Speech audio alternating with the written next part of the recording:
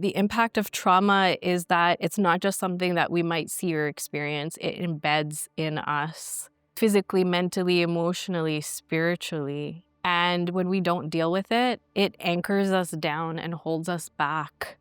It creates so many belief systems. It creates illness within our bodies. It causes us to question ourselves and our worth and just life in general. And can we just have a quick sound check? Yes. Are we good? Good. Excellent. Sorry. Whenever you're ready. Okay. Assalamu alaikum. I'm Fazeena. And this is my story. I was 7 years old when I witnessed my 3-year-old cousin get killed by a drunk driver. I didn't realize at the time, obviously as a child, how impactful that experience was until I got much older. My family and I, we were going on a road trip to New York City. And we had planned this for months. We were really excited, and so was the family there. And I remember it was July 28th, 1990, so many, many years ago. We got in that road trip. We got in the car. It was my parents and 2 of my aunties. And we drove for, maybe about 10 hours. And I remember just wanting to get to our final destination because I'd never been on a road trip before. So as a 7-year-old, I was getting really tired of all the driving. We finally got to my dad's cousin's house. That's where we were going. And we pulled up to the side of the house and the other side of the house, and we parked. And my dad's cousin saw us from inside the house, and he decided to come out to greet us. So he crossed the street, and what he didn't realize was that his 3-year-old son was behind him. And just as my cousin was crossing the street to follow his dad, a drunk driver turned the corner. Now you can imagine what happened. I don't need to get into the traumatic details of that. My cousin was hit instantly and died instantly.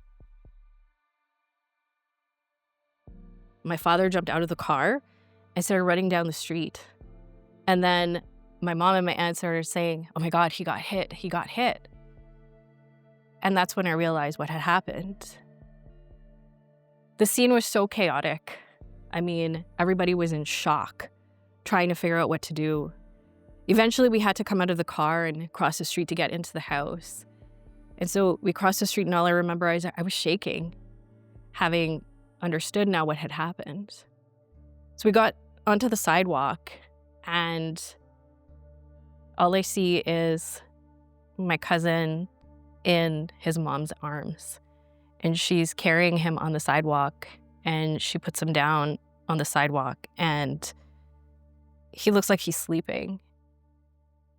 And I'm just thinking, oh my God, is he gonna wake up? Can he wake up? Like what's happening? Why am I here? As a 7-year-old, I didn't know what to do with that experience. I also came from a culture, my family's Indo-Guyanese. We didn't talk about difficult things. Everybody just coped with whatever they were facing. And so the 7-year-old me started to feel a thought come to my mind. And that was, if we had never come here today, my cousin would have never come out of the house, and he wouldn't have died. It was our fault. I didn't realize that that thought would implant within me, and that I would carry it quite a long time. It took almost, I want to say, 28 years before I ever dealt with any of it. This belief that I had created in my mind that it was our fault, well, that came with a lot of guilt. And that guilt turned into, well, what happens to people who are guilty? They get punished, right? And so I thought, well, now we're going to get punished for this. How is this going to play out now? My cousin's funeral was a few days later. It was August 1st, which happened to be my 8th birthday. And that's when I thought, whoa, that punishment starts from now.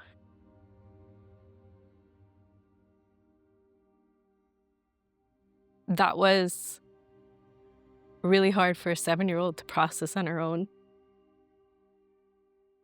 So we did eventually come home, and I guess I was supposed to just move forward with life and figure out how to live. I mean, nobody asked me any questions. Nobody asked me how I was. Nobody talked to me about anything when we got back. It was the summer holiday still. So I had about less than a month before going back to school. And I just tried to have fun with my cousins or, friends from the neighborhood.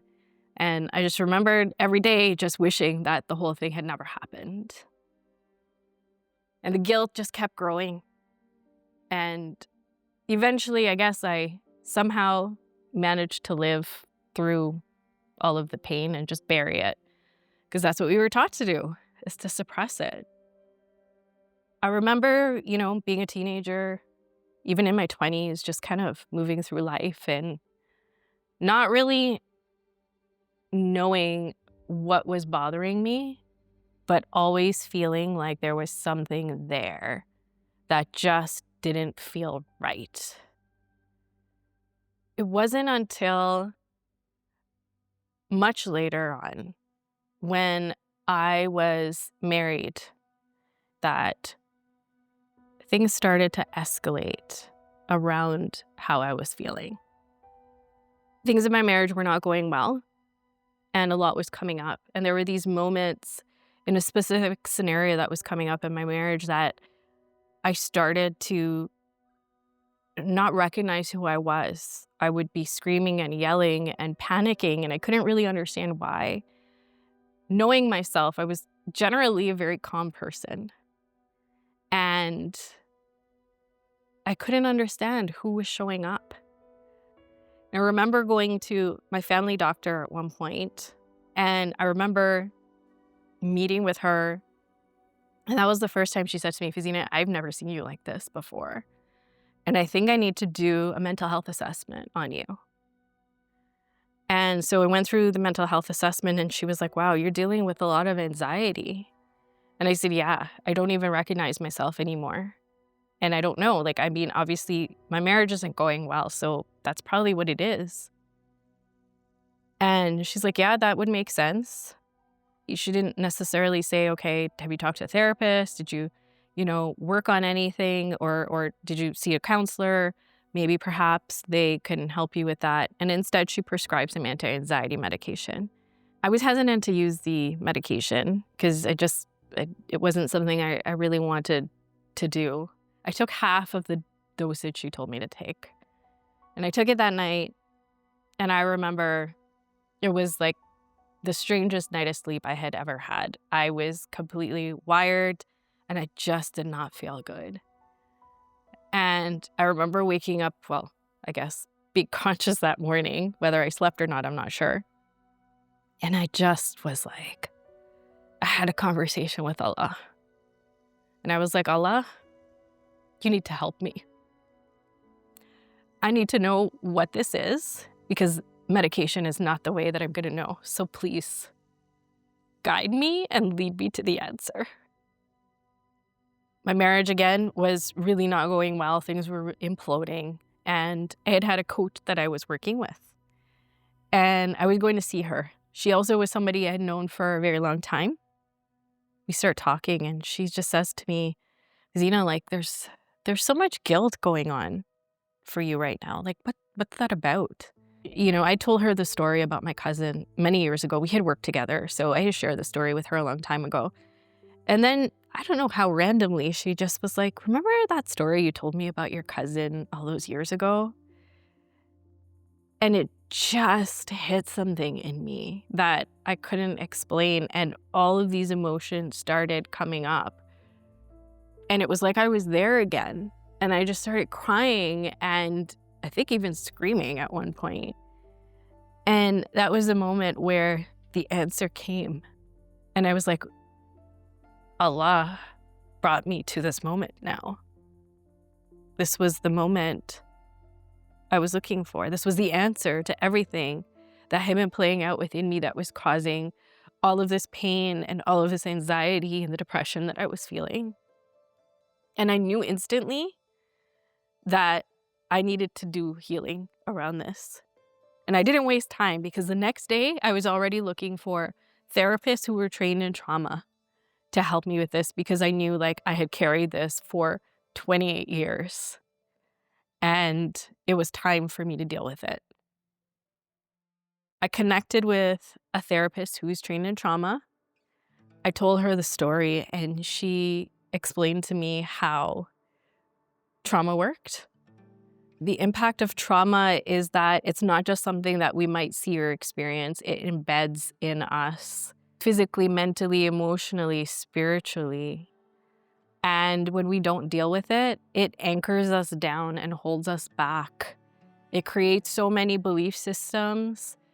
It creates illness within our bodies. It causes us to question ourselves and our worth and just life in general. And part of that healing was having to recount that story and going through it step by step. And it was hard. So every time I went to her and I had to recount that story, I'd end up in tears and it just felt really, really emotionally draining. But I knew that it was the only way through was for me to confront all the things that had been suppressed and buried within me all those years. And that was when I really got clear on this belief that I was carrying around it being our fault that my cousin had passed away in the way that he did. And not only that, but I had created this belief around the guilt that because we were there and we were responsible for it, I had to be punished for the rest of my life. And I couldn't be happy. And in that moment of realizing that, I could look back on my life and see all the ways that I had sabotaged happiness in my life. Carrying that pain was part of the punishment. Anytime anything went well in my life, I somehow had to sabotage it because I wasn't allowed to be happy. What was going on in my marriage was part of that punishment. And I wasn't doing it consciously. It was all part of this subconscious belief system I had created as that 7-year-old who went through this trauma. And everything opened up for me with that understanding because I realized now that I had the power to change what was happening for me. I didn't have to hold on to this belief anymore. Obviously, to let go of it, I had to heal. And I was already making that choice. So maybe some part of me already believed that I was worthy of that. And so I kept going. It took a long time to do the healing around this experience with my cousin and, of course, a dissolution of a marriage, which is never easy. But every day I felt stronger, even in the moments when it was so hard and I had to question whether I could get out of bed. It was really hard. But there was something inside me that knew that I was worthy of healing and I was worthy of a life that was full of love and joy and all the good things. But I had to choose it. And saying yes to my healing was the decision I needed to make that happen. So it's been a few years now since I've been through this experience, and I can't tell you how much my life has changed. Yes, it's hard to walk through. Yes, it's hard to confront your pain. Yes, it's hard to talk about your trauma. None of this is easy, but there's something that happens when you do. It's a transformation that you can't explain until you walk through it. And it allowed me to find my voice so that I could speak. And my prayer is that by me sharing my story, I can help others to see what's possible. You don't have to suffer alone. Asking for help is not a weakness. To be able to say, I'm in a vulnerable position is one of the most loving things that you could do for yourself. And I hope that other people can see this and be inspired that they can do that. I've also built a life with so much amazing people around me who support me, who, when I need something, are willing to step in and help in however way they can. I've built a business that I love, and I know that I will have love that is fulfilling and joy that comes through that, not just from a marriage that will be fulfilling, but a life that is fulfilling and filled with joy. And that is a gift that I am grateful for every day. Good. Okay. Agreed. Yes. I think I'm complete. I'm complete.